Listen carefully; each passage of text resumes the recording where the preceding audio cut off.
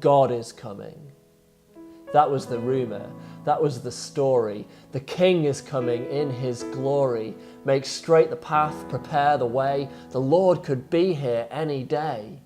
So prophets preached from mountain peaks as scribes set down the words they'd speak on scrolls that told a nation's hope, that helped an exiled people cope.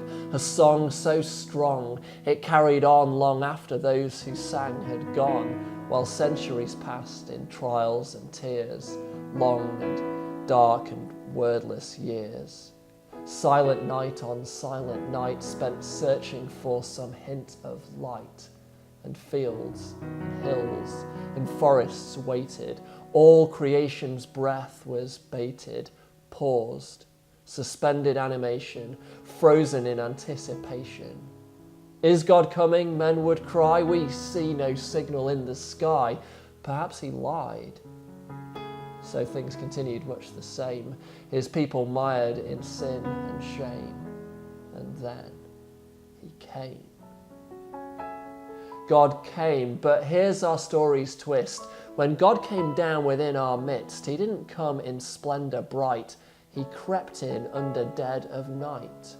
No social media campaign proclaimed his reign when Jesus came.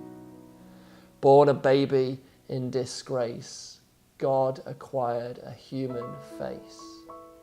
Within a shed, his glory veiled, the God who gave us breath inhaled. He came a child, he coughed, he cried, he ate, he drank, he bled, he died, this God embodied, God enfleshed, creator with creation meshed. And yes, the angels filled the skies, but just for half a dozen guys, lowly shepherds, humble blokes, not the most important folks.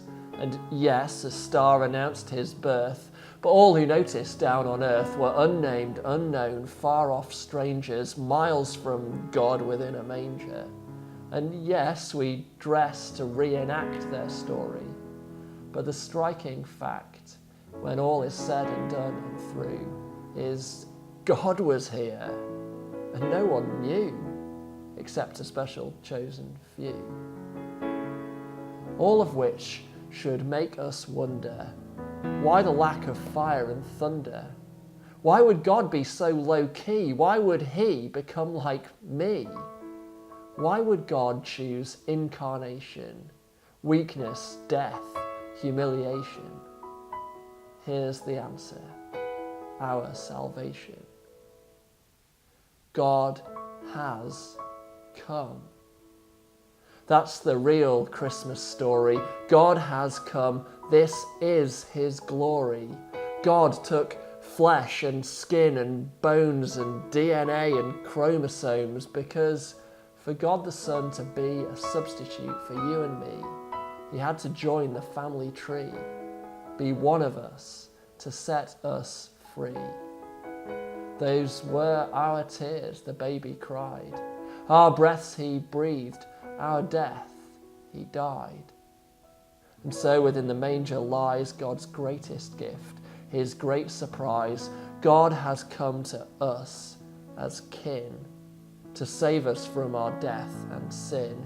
He came that we might come to him. This Christmas, will we let him in?